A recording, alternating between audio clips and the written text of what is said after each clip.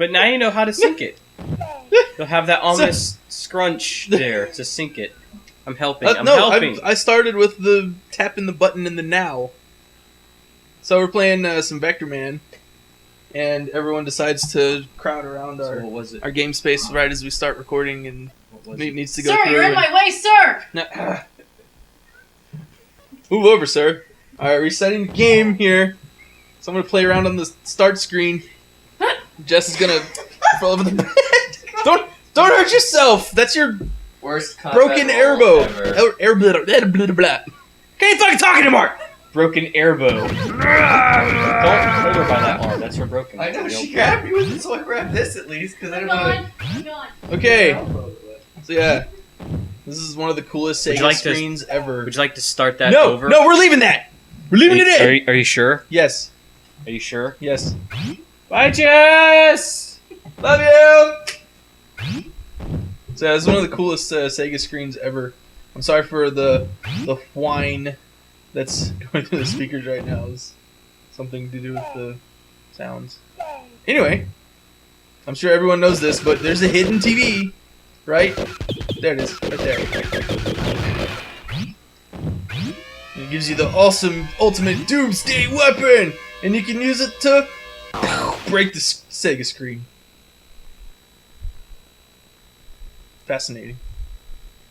That's weird. Blue Sky! The people who also made the awesome Jurassic Park games that I have. So, playing Vectorman here. It's one of the greatest late Sega Genesis games. Like, I think it came out in 1995 or something like that. Like, that's what it says on the screen. Okay. So, yeah, this is like right as the PlayStation was coming out, and like this has some of the best music and graphics. Like, they really pushed the Sega Genesis. I'm gonna put it on easy because this game's fucking hard. Lame. Yeah, lame. So yeah, I've never beat this game, so this Let's Play is going to be me probably just getting as far as I can. And I should probably start a timer or something so I can keep track of time. You know what would help you track? What? Right there where it says time recorded 5 minutes. Well, see, we started the voice recording before the video, so the video hasn't even been going for 5 minutes yet. So no, that is not an accurate time. Plus, I can reset this, so I don't have to be like, oh, we're at like 37 minutes. Is that episode 2? Is that episode 4? I don't remember. So I can just reset it and be like, boop, 15 minutes. And then reset it, and then be, boop, another 15 minutes. You've been doing this for almost 2 years. How have you not come up with a better system? It's because we don't do it every day. We only do it, like, we only actually record once a month or so. Shit. It's probably on hard still. I don't know if this setting stayed. Anyway, this is Vectorman. But what's the story? You just hit past it. Whatever. Everyone knows the story. So actually, if you can avoid those little photon things, you actually get a bigger bonus than if you had gotten all of them throughout the level. But I don't know how to avoid them. So I think I've only done it like once. So why is that monitor just suspended there? Because it's a video game. Yeah, shotgun. This is one of the coolest shotgun sound effects too. Fucking bass, man. What was it? So why don't you inform your audience what the story's about? Vectorman's a robot, and he's killing other robots. That's it? Okay, so apparently Earth is, you know, post-apocalyptic Earth. Actually, it's not even really post-apocalyptic. It's just there's been too much trash and pollution all over Earth. So they left, all the humans left and left the robots to clean up the Earth. Kind of like WALL-E, actually. Oof! Fucking, I hope these fucking mosquito bots. Vectorman is kind of like a pilot. He was piloting a barge, basically just throwing trash into the sun. And while he was gone, some computers mistakenly put a nuclear warhead onto the head of this one robot. And he became Warhead. and decided to reprogram all the robots to be evil. But since Vectorman was on a mission to the sun, he didn't get reprogrammed. So now he has to go kill all the evil robots to make the Earth safe again for the humans to come back. You missed one. Ah! Come on! I got the little photon thing, so I should have landed on that fucking platform. I hate those fucking mosquitoes. This game's hard! So if he is a pilot, why does he have a gun hand? I don't know, because it's a video game and you need some sort of attack. See, this is a problem that's always bugged me ever since ever. Stop making robots that do chores have fucking robot laser arm gun things. I mean, seriously. Well, what if he just needs to break apart some trash or something and needs to shoot As you it? can see, this robot is designed for lifting heavy objects. Then why does it have a fucking arm cannon? Why? I mean, it's not like somebody in research and development was sitting there in a lab going, you know, we should design these things to be both hard workers as well as security personnel. No, stupid idea. Don't do that. Yeah. It's funny because right now I have a lot of Vectorman sound effects as my system sounds for Windows. So something could potentially break and you wouldn't know it. I know! Critical failure on your computer. Oh no! It's like, oh, I guess something bad happened in the game. Oh well. Yeah, okay, there's one system that I really like in this game where, you know, you have the multiplier. I've picked up a couple.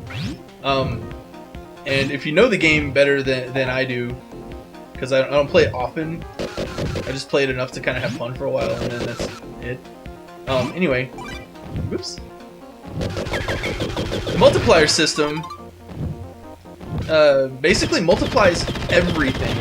There is a health pickup that gives you... that refills your health plus gives you one more, so if you have a ×10 multiplier, it refills your health and gives you 10 more little things of health. Oh, hell. Yeah, if you have a multiplier, a ×10 multiplier, and you get the extra life, then... Oh, that's not the breakable thing. Fuck. Need more practice this game. Anyway, if you have the ×10 multiplier and you get an extra life, you get 10 lives. That's pretty interesting. Yeah. That thing, I think, is a continue. If I die, I'll continue from that point. Bleep, bleep, bleep. Which is right before the boss! Is there anything else I can... Maybe? So is there a story as to why he has, floaty ball limbs there? Because... Was it easier to just animate that, or did they, like... It probably is easier to animate. So if you think about it, like, all his limb motions aren't actual sprites. They're just moving the sprite. It's not another frame of animation. I know. So they're able to do more with the actual sprites there because they just move them around. I know, but I just didn't know if there was a story, like... No. Let's make them limbless! Okay. You know, like before Rayman, but then somebody said, no, that's a bad idea. What if kids get nightmares because amputations or something? So they just throw in extra... Officially, he joys. is called an Orbot. Ah. And those guys are like sludge bots or something like that. Yeah! So he is what he's named. Yep. First boss! Don't die! I remember when this first came out, they actually had a sweepstakes where one special cartridge like had some sort of winning code or something like that. If you win $25,000 if you beat the game. Basically, you had to beat the game, and then the game would tell you, hey, congratulations, you beat the game, and you have the special cartridge that, you know, is the $25,000 winner. So if someone actually had the $25,000 winner and never beat it, they would never know. But apparently, some kid bought the game, brought it home, beat it in like 3 hours, and won $25,000 because he had that cartridge. Damn! Yeah.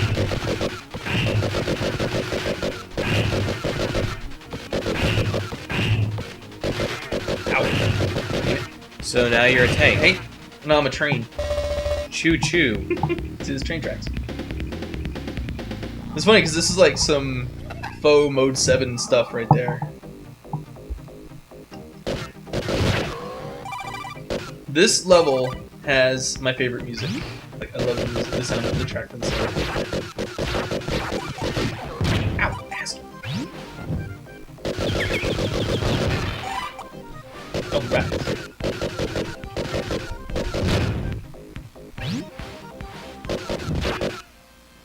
Yeah, 3x. You know what make this game cooler? What? Fucking co-op. Seriously, true. make another Vectorman game. Be like, you know, you play as an Orbot, secondary player is a Cubot. Ah! Fuck. It'd be cubic, you know. That'd be kind of funny. That would be fun. So, there's a Vectorman 2 that came out.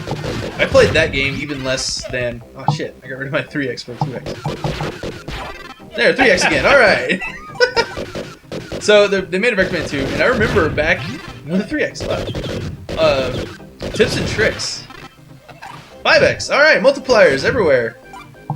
I remember in the Tips and Tricks episode that they were planning on making a Vectorman for the PlayStation. Oh. Yeah. But, from the screenshot that they had in the preview section, it looked weird because it was... Ow, fucker. Like, he wasn't an orb. Like, they made him... They basically filled in all the spots between his arms orbs with, like, just gray robot parts. So he looked like this really freaky looking skeleton thing. Wait, I remember this. Yeah.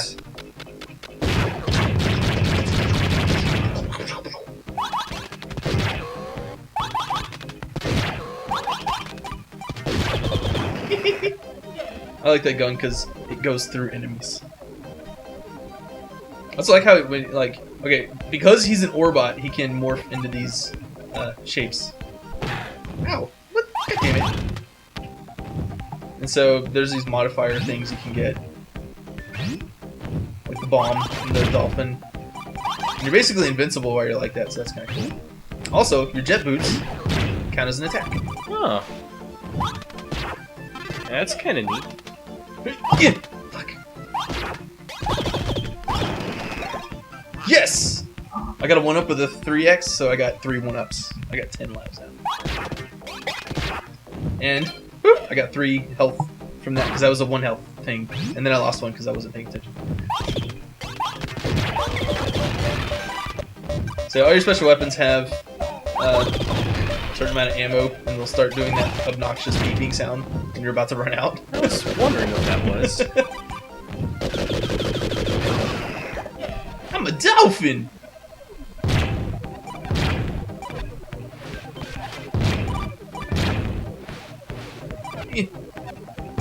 Okay. Like how it's all like, you can go this way, but then there's like items and stuff that I'm missing. No, get away! Fucking. Oh. I guess that was the only one. Alright, I'm dumb.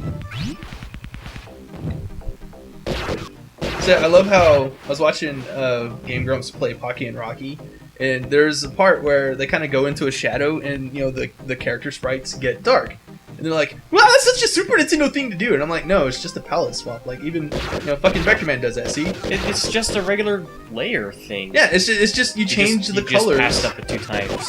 Oh, it did? Where? It's already. Oh. Oh, it's still there. Ha. So yeah, that's one thing I love about this game is whenever I shoot, there's like lighting, like there's light coming from the photons, and if I go into a dark area, ow, his sprite will get dark. No, no. Okay.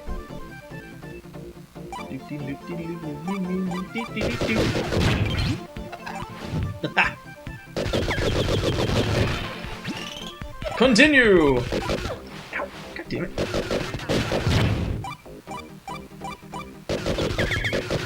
So what's the story of the second game? I mean, first game you beat General Warhead or whatever, and I don't know. I think the second game has aliens. I'm not saying it was aliens, but aliens. Oh yeah, see? I'm in the light. Ow. I get smacked. And now I'm not in the light. So I got slightly darker. Yeah. I get how light that's works. not. Well, no, I'm saying that it's not necessarily a Super Nintendo thing. It's just a palette swap.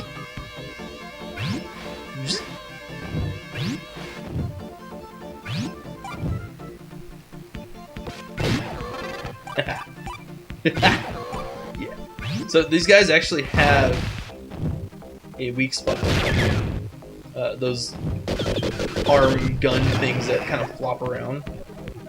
If you can hit them on that gray part right there, in the middle, they're wasting thing. Then they die instantly.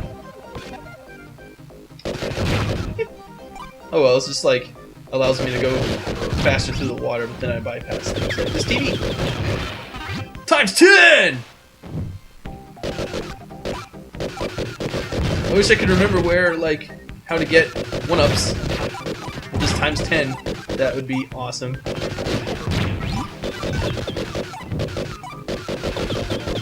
Okay. Or at least, like, you know, the big health thing that gives me more health. That'd be nice too.